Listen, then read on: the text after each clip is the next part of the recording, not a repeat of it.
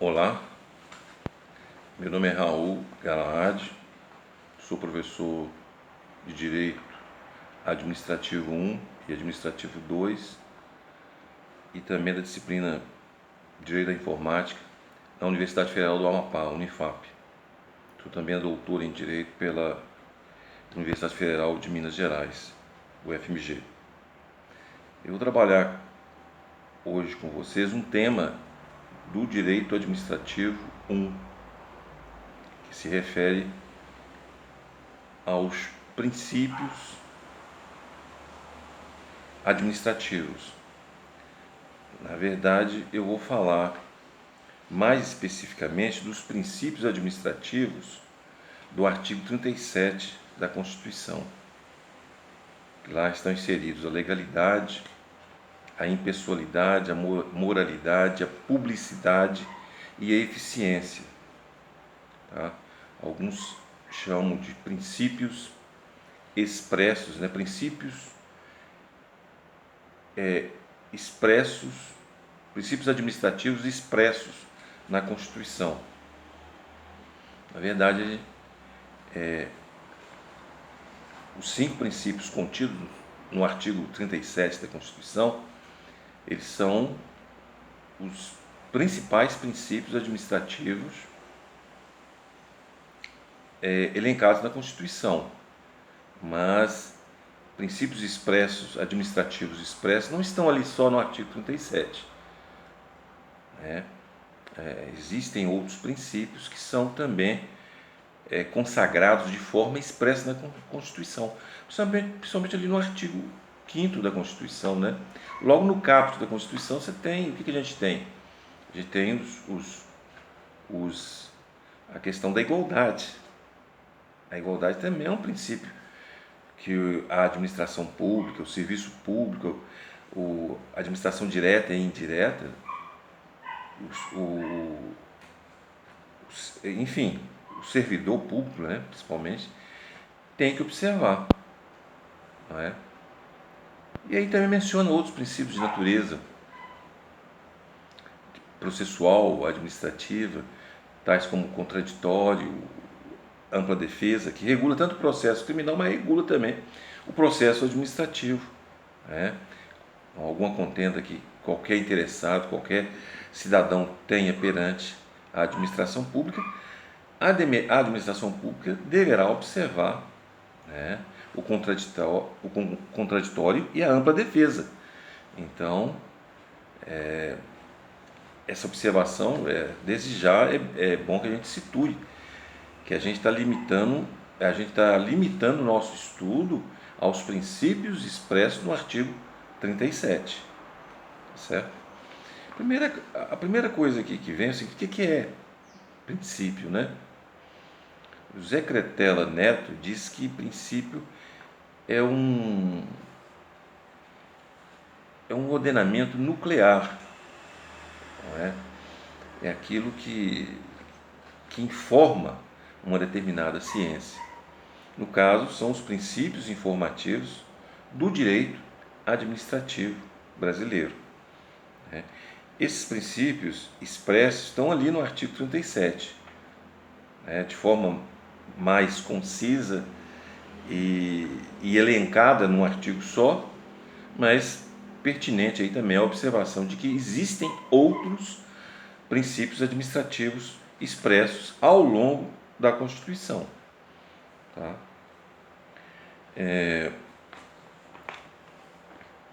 Então, referente à legalidade, veja bem, a legalidade ela tem fundamento no artigo 5º, 2º, que prescreve na Constituição. Ninguém será obrigado a fazer ou deixar de fazer alguma coisa, senão em virtude de lei. Mas veja bem, ninguém será obrigado a fazer ou deixar de fazer alguma coisa, senão em virtude de lei. Ou seja, se a lei não proíbe, ou se a lei permite, mas muito importante, olha só, se não proíbe, existe uma margem ampla de ação para o cidadão, né? Se não é proibido, ele pode fazer, né?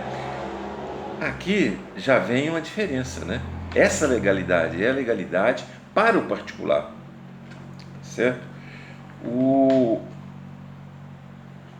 o jurista Eli Lopes Meireles, ele afirma que a legalidade, como princípio da administração, significa que o administrador público está em toda a sua atividade funcional sujeitos aos mandamentos da lei e às exigências do bem comum, e deles não se pode afastar ou desviar, sob pena de praticar ato inválido e expor-se à responsabilização disciplinar, civil e criminal, conforme o caso, né?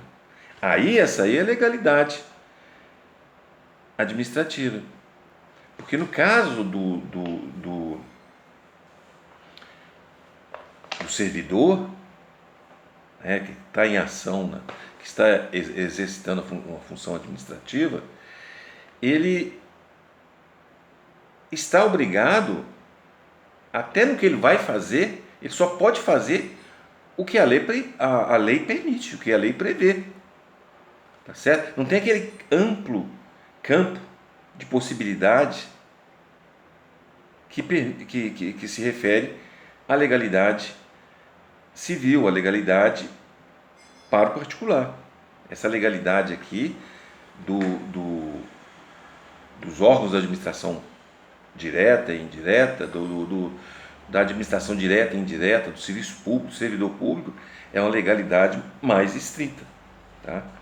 E nesse sentido, o professor Kilder Gonçalves, ele observa que, diferentemente do indivíduo que é livre para agir, podendo fazer tudo o que a lei não proíbe, a administração somente poderá fazer o que a lei manda ou permite. Olha que interessante, não é? Essa afirmação do professor Kilder Gonçalves. Bem, essa é uma apresentação, não vai dar para a gente aqui fazer uma longa apresentação, né? É uma breve apresentação sobre cada um desses princípios do artigo 37, eu vou falar um pouquinho, tá? O objetivo inclusive usar esse vídeo para a aula, para atividade em aula, então não dá para ser um vídeo muito longo, não é? Os meus vídeos em geral são de 25, às vezes 35 minutos, não são vídeos muito longos, né? Para aula, né? A aula geralmente é 50 minutos, uma hora. No nosso caso, como eu ministro são 4 horas direto dessa disciplina, né? Começa em geral o nosso horário de aula é de 18h20 até é de 18 até as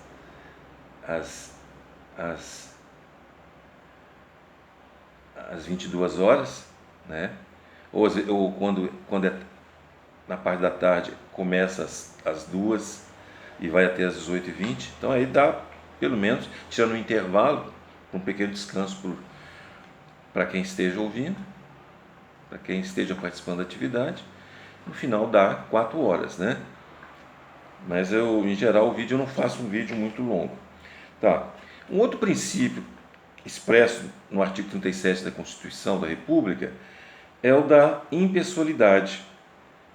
E aqui é interessante, né, que você tem que ser, na administração pública, você tem que tratar as pessoas de forma igual, né? E para você tratar essas pessoas de forma igual, você tem que ser impessoal. Você não pode dar privilégio e preferência para algumas pessoas, não é? Para os inimigos, como dizem alguns, né? Para os inimigos a lei, para os amigos as benesses, né? Os benefícios da lei, né? Num você vai usar o rigor da lei, no outro você vai usar as benesses, os benefícios que a lei eventualmente faça previsão. Isso não é possível, porque existe um outro princípio que não basta ser legal, não basta legalidade. Além da legalidade, você tem que ser impessoal. Não é? É a melhor forma de você consagrar efetivamente a igualdade. E aí daí a importância que eu falo para vocês que existem outros princípios expressos, o próprio princípio da igualdade, que está previsto no artigo 5º da Constituição, que não está no artigo 37. Então existe, né?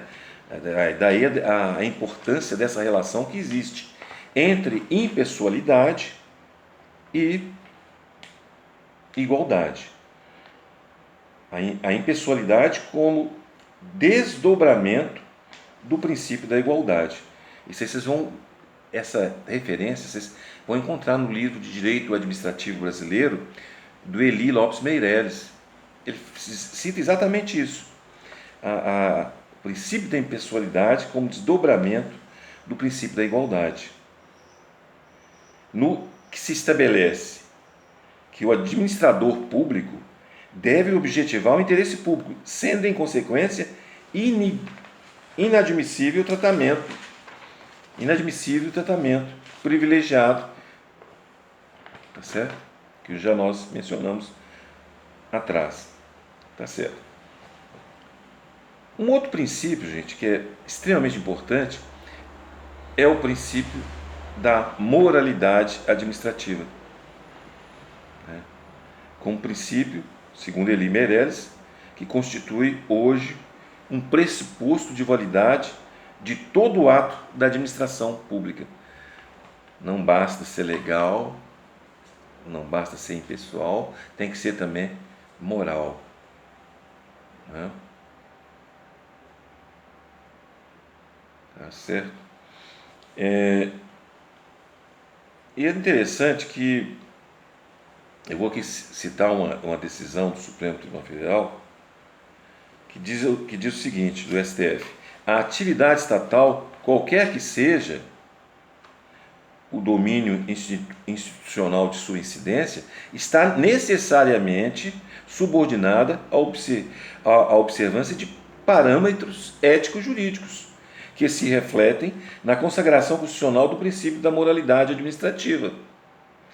Esse postulado fundamental que rege a atuação do poder público confere substância e dá expressão a uma pauta de valores éticos sobre os quais se funda a ordem positiva do Estado. Então, o princípio da moralidade administrativa ele impõe limitações ao exercício do poder. E ele também legitima a ação do poder jurisdicional, no sentido de avaliar a legalidade ou ilegalidade e a moralidade, a impessoalidade de um determinado ato, né? A parte interessada vai e pode suscitar isso, conforme essa decisão aí em mandato coletivo, cujo relator foi o ministro Celso de Mello. É um julgado assim já tem 2 décadas, é de 2002, né? Vai fazer 2 décadas. E aí os colegas acadêmicos pesquisem outros julgados, tá, do Supremo sobre a mesma questão, tá? Vão ter outros julgados aí mais atualizados. O outro princípio é o princípio da publicidade, que vem a concretizar os postulados básicos do princípio republicano. Por que os postulados básicos do princípio republicano? Essa palavra república ela vem do latim res publica, coisa pública. Como é que eu vou dizer que algo é público, que eu posso fiscalizar e controlar a administração pública, que a administração pública possa sofrer um controle social, não só o controle interno que ela tem, o controle externo através do judiciário, controle externo através do legislativo, através das CPIs, né, do legislativo, controle, com auxílio do Tribunal de Contas da União, mas também o controle social, o controle cívico, o controle do povo. Como é que é possível sem essa transparência? Sem transparência, é fundamental que haja a divulgação dos atos. Os atos administrativos, eles têm que ser publicados. A publicidade é um princípio fundamental aí de interesse da coletividade para exercer esse controle. Senão, isso aí não vai ser efetivado, não é? Olha, existe uma decisão aqui, a decisão do Supremo Tribunal Federal, que envolve a matéria tanto de constitucional e administrativo, que é a questão da prova física. Uma prova, houve uma alteração no edital e, baseado no princípio da razoabilidade e da publicidade, o Supremo entendeu que era cabível à administração pública proceder a alterações no edital. E, inclusive, que essa alteração no edital, né, quer dizer, teria que ser publicado novamente a retificação do edital retificado, em relação à cláusula física lá do exame de teste físico, desde que houvesse um certo prazo, né, para que as pessoas tomassem ciência, e que também a publicação do edital não precisaria ser em veículo de grande circulação, bastava que se fosse no órgão oficial, de imprensa oficial do Estado, não é? E que seja a divulgação no Diário Oficial é suficiente para dar publicidade a um ato administrativo. A administração pode, a qualquer tempo, corrigir seus atos, inclusive se for caso de invalidade, ela não só pode, ela deve, né? No caso de ilegalidade, a administração deve até. Né? No caso de revogação de atos, como tem a ver a questão do mérito administrativo, a conveniência e oportunidade, aí a administração pode, realmente ela pode. Né? Agora, no caso de ilegalidade, eu acho que não só pode, mas deve, não é? Porque está cuidando aí do interesse público. Então, ela não pode simplesmente, não, isso aí não vou anular. Não, tem que anular. Se não anular, a parte interessada suscita essa questão perante o judiciário e o judiciário vem e anula, não é? Porque nada pode estar excluído da apreciação do judiciário, de acordo com a nossa Constituição, não é? Porque nós adotamos o sistema de controle do ato administrativo, o sistema jurisdicional único. A gente fala jurisdicional único, embora a grande jurista Silvia Zanella de Pietro e outras pessoas também, outros juristas, admitam a questão da jurisdição administrativa, né? Que nós temos uma jurisdição administrativa. Não é só o judiciário que possui jurisdição. A administração pública teria uma jurisdição administrativa e ela poderia então jurisdictio, né? Ela poderia também dizer o direito aplicável, né? E admite, inclusive, no caso da Zanella, a coisa julgada administrativa, que realmente existe. Naquelas decisões que são favoráveis ao administrado, né, passado um certo tempo, já se deu a coisa julgada administrativa. Tá? A grande questão aí que fica, gente, é que a administração pública, embora ela também possa dizer o direito, né, ela não tem o poder de definitividade, de dar a decisão final. Né? Essa definitividade, essa coisa, essa questão de definitividade, é só quando, no caso aí, favorece o administrado. Não é? Mas veja bem que essa questão é uma questão aí que suscita muita polêmica, mas em geral a doutrina tem reconhecido que o nosso sistema é um sistema de controle de jurisdição única. Eu acho que na verdade o nosso sistema faz uma abertura também para o sistema, justamente pelo fato da influência francesa, né? Nós temos muita influência do direito francês, do direito administrativo francês, né? Então, a gente não pode, talvez o nosso sistema talvez fosse melhor classificado se a gente dissesse que ele é um sistema híbrido, né? Ele tem alguns aspectos também do sistema dual, que é o sistema francês, né? Diferente do francês, porque o francês, a administração tem poder de definitividade e o judiciário não pode entrar em matérias administrativas, tá? São em casos excepcionalismos que o judiciário na França pode lidar com matérias de direito administrativo.